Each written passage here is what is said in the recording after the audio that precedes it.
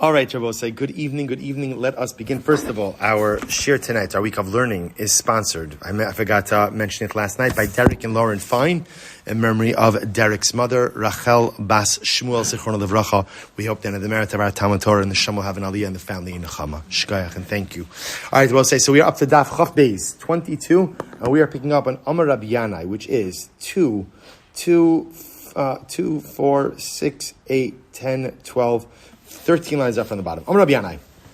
So Rabbi Yanai says, Shamati, Shemakilin ba, Shamati, Shemachmirin ba. So I have heard that some people ultimately, again, are mekil, and some people are machmir. Now, that's a generally true statement, but what are we specifically talking about over here? Takanas Ezra. Remember, again, we're still focused on Takanas Ezra, whether or not a Balkari, a man who has a seminal mission, has to go to the mikvah prior to going ahead and learning Torah, well, primarily learning Torah. So therefore, Rabbi Yanai comes along and says, I heard some people are mekil, lenient, some people are machmir. V'chola machmir ba al atzmo, and whoever is machmir in this particular inyan, ma'arichin lo yamav ushnosav. Oh, so that's like pretty dramatic, right? So whoever is machmir, ultimately, again, in this particular area, ultimately, again, he has his life and his right enjoys longevity. Now, why exactly that beracha ultimately, again, is associated with this practice is interesting. But obviously, again, this notion of going to the mikvah, or being careful to go to the mikvah after seminal mission, obviously, from the eyes of Chazal, represented like a heightened level of spiritual awareness. So a person who's living life with that level of spiritual awareness in this particular area most probably is living life with a heightened spiritual awareness in other areas of life as well. Such a person like that ultimately, again, is going to enjoy the bracha of longevity. Rabbi Shimon Levi, Ma tivan shel tov le'shachrin. So I was saying this is interesting. So Rabbi Shimon Levi says like this: why do people go to the mikveh in the morning? Right? The Gemara says, why do people go to the mikveh in the morning? Mativan ha'ihu da'amra ba'al kari asur d'rei Torah. What do you mean, Rabbi Shimon Levi? You're the one who taught us that Ezra made this takana, that you can't learn Torah without going to the mikveh. So what do you mean, why do people go to the mikveh in the morning? So he says, Hakam, what he meant to say, Mativan ba'arba'im sa'a, efshar b'tisha kabin. What he meant to say was like this: why do people need a mikvah? You don't need a mikvah for Balkari. Instead, what do you need? Tisha kabin. We spoke about this yesterday. We'll say Tisha kabin. We'll call it 6 gallons of water. Right? 5.5, 6 gallons of water. Just pour that over you and you're good to go. Right? Why does a person have to go to the mikvah? So mativan b'tfilah shebenesina. You don't have to immerse, but rather again, you could just have the water poured over you. So Rabbi Chanina said, this is incredible. Geder gadol gadruba. So we'll say, listen to this. This is incredible. We'll say, sometimes, this happens to us that we see rabbinic law, right? The rabbis legislate in a particular area, and what do we say to ourselves? Or maybe not to ourselves, sometimes we say it out loud also. What do we say? Come on. Right? Come on, really? Right? That's what we have to worry about. That's what you're going to legislate for. So we'll say, understand that when Chazal made a takana, often takanas have 2 levels. They have the stated level of understanding, but often, I will say, there are deeper levels as well that sometimes Chazal don't express. So look what the Gemara says. Rabbi Chanina says, Geder gadol gadruba. This takana creates a protective fence for us in ways that sometimes we don't even fully appreciate. Listen to this. There was once a man who propositioned a woman to do something inappropriate. Now Rashi points out over here that this is not an adultery case. But Rashi points out over here was a single man and a single girl. Still aser. But Lamaisa, again, not as severe as adultery. He was going to sin with her. Amralo, she said to him, Reka, you empty one, you fool. Do you have a mikvah that you're going to use afterwards? This is incredible. So she says to him, how can you sin with me? You don't have a mikvah. And if you don't have a mikvah, then what? You won't be able to learn Torah. So we'll say, so what do you see from here? Right? What were the guy's plans after this rendezvous? I guess he was going to Amud Yomi, right? Or whatever, right? He was like, he was going to Daf Yomi. He was going to, he was going to shear. So she said, there's no mikvah. So you're going to sin with me, and then you're going to be stuck. And what happened? Miyad piresh. He decided not to sin. I will say, now, this story sounds so incredibly strange, but it's actually not. I will say, if you think about it in life, all of us have things that, like lines we won't cross, right? Certain things I won't do. Now, if somebody were to look at the things that I will do, and the things that I won't do, often it creates a very incongruous picture. I don't understand. You're careful with this, but you're not careful with that, right? So in other words, you're willing to engage in immorality, but you're worried about the mikvah, you're worried about Takanas Ezra. So we'll say, we all have that.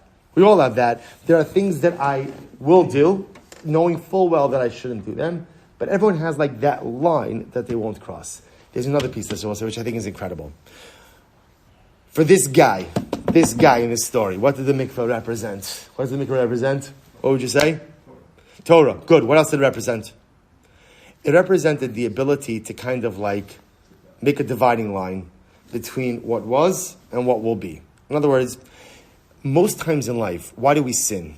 Right? We'll say, what's the psychology of sin? I'm not asking why people sin, but like, if you ever take out a piece of paper, right, and you write, you put your favorite avera on the top of the paper. Don't do it now, but put your favorite avera on the top of the paper, right? Make 2 columns, pros, cons. Which column will always win? Cons. Right? It took you a little bit too long. Right, correct. Right, cons. Right, cons always wins. I will say why. It's very simple. Whatever you're going to get out of an avera, it's limited and temporal. Right? The fallout from an Aveira could be eternal. So why do we sin? Right? So number one is I just can't see past the present, right? All I'm looking at is right now, I'm not looking in the future. Right? There's a lot of psychology to sin. Some of it is arrogance, that I don't want to be told what to do. And even though it's God who's telling me what to do, I know you're God and everything, but I'm Shmuel Silber, don't tell me what to do. Right? That's another piece of it. I think really what really drives us more than anything is that I think that I could sin and I could still be the same person. Like if I understood in reality how much every single Avera changes me, I wouldn't do it. Right? If I recognize that every single time I come into Avera, it literally goes ahead and like tears away at the spiritual fabric of my persona, it's not worth it.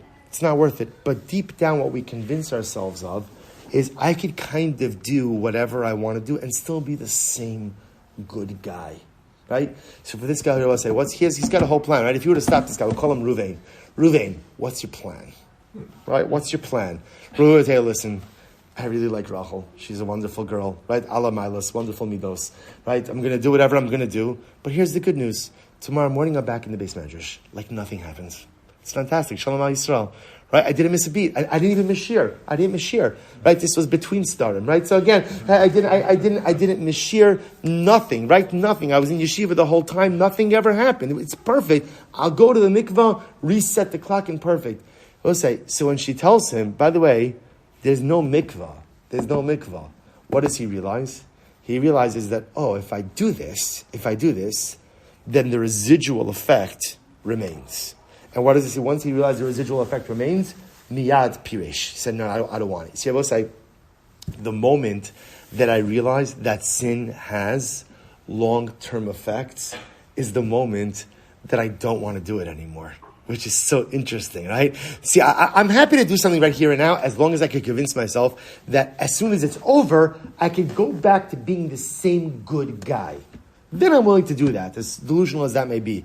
But the moment that I'm confronted with the reality that I can't do whatever I want to still be the same good guy, miyad piresh. It's so incredible. So really 2 profound lessons. Lesson number 1 is we all live with these inconsistencies of the things that I would never do that. Okay, well, but I do everything else, right? It's like, but we all have our red lines. And number 2, the psychology of sin is I think I could do whatever I want to do, still remain the same good guy. But the moment that I realize that that's not true, sin has a residual long-term effect.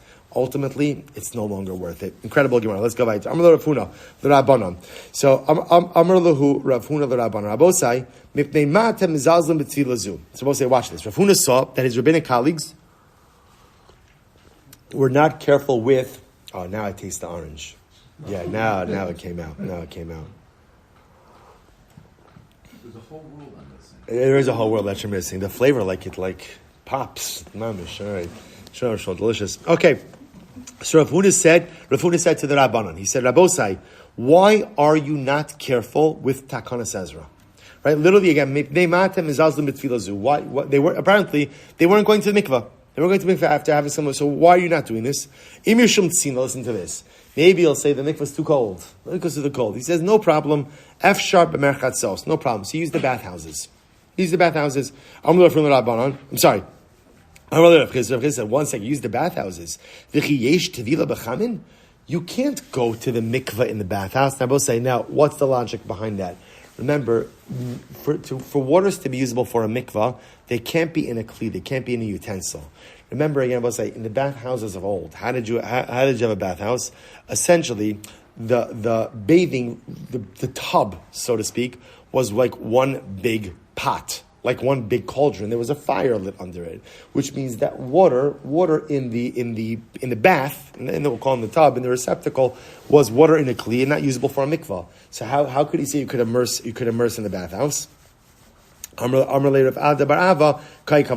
you're right, Rav Ada bar Ava holds like you, that ultimately, again, the bathhouse cannot be used as a mikvah, and you need for takanas as a regular mikvah. Okay. Rabbi Zera, Havi Yosef ba'agno demaya b'masus. Listen to this. Rabbi Zera was sitting in the bathhouse. He was sitting in the bathhouse. What happened? Amar le l'shamei, he said to his attendant, Zil va'aisli tisha kabin, v'shadi lu, do me a favor, go grab tisha kabin, go grab the 9 kav of water and pour it over me.